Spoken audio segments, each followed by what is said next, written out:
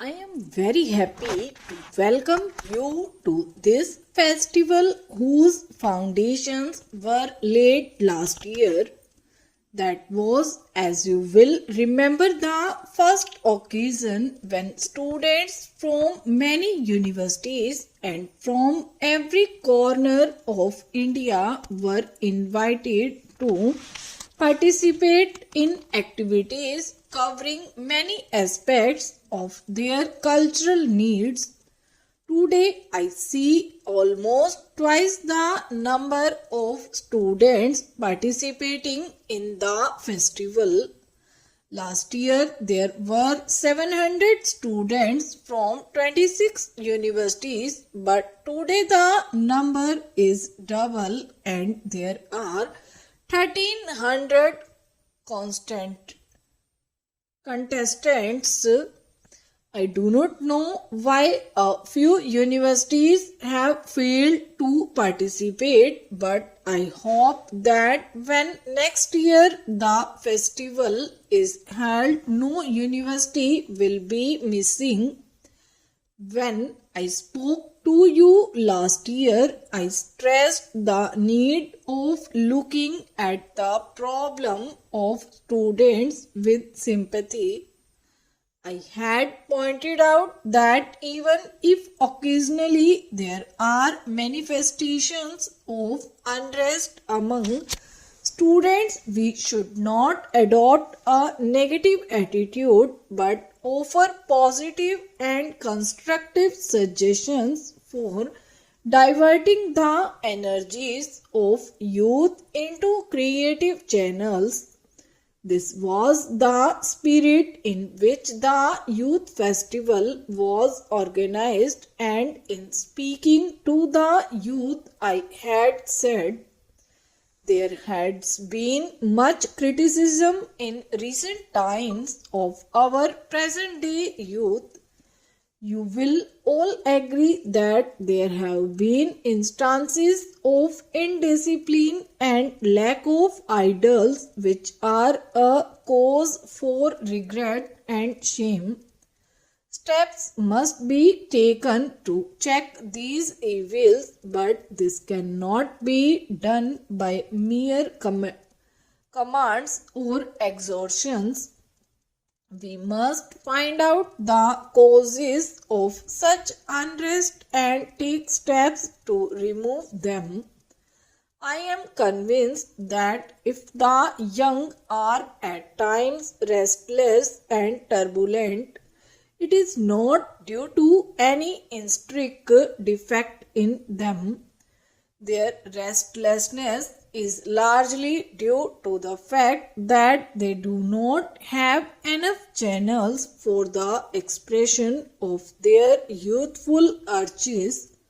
The problem of discipline must be looked at from the point of view of proper utilization of the abundant energy of youth. If youthful urges and energy are canalized and fields are found which will utilize all their enthusiasm and devotion, there will be tidal occasion to impose restrictions from above. Discipline must be achieved by giving proper direction to the energy of the youth and not by suppression. I expressed their views last year and would do so again today. I am convinced that if we are to find a satisfactory solution of the problems, creative openings on an increasing scale must be offered to them, and we must treat their problems with sympathy and imagination.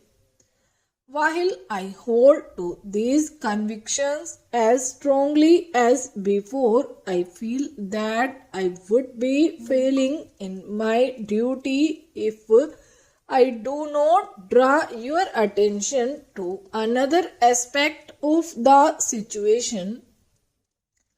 I must say with great regret that I have been shocked by certain manifestations of student activity during the last few months.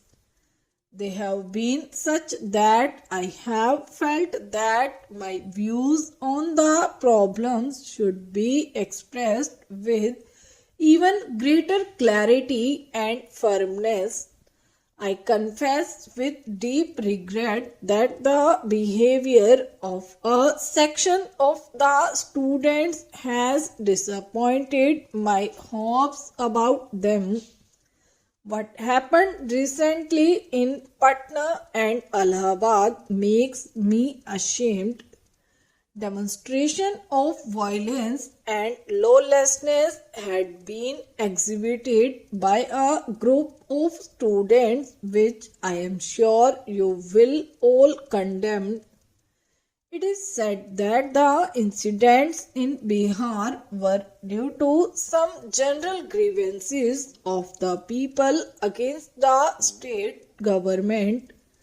Even if this is true, it does not offer any excuse for what the students did.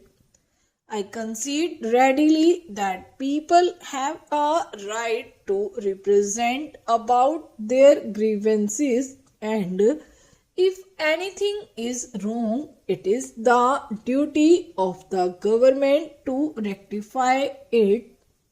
Nothing can, however, justify the line of action adopted by some students in Patna. If there were the complaints of the general public, it was hardly proper for the students to make themselves their agents. If students had any special complaints, they should have placed these before their principal, and the principal, if he thought it necessary, could have referred them to the government. In no case had the students the right to take the law into their own hands and organize a campaign against the government. Their action led to general hooliganism and violence, a conduct totally unworthy of the students. Even if they had a just cause, they spoiled it by the mode of action they chose. In Allahabad, a group of students behaved in a most objectionable manner during the convocation. A committee was appointed to look into the affair, and some students were punished on the report of the committee. This led to a fresh outburst and the formation of an action committee and hunger strike by a group of students.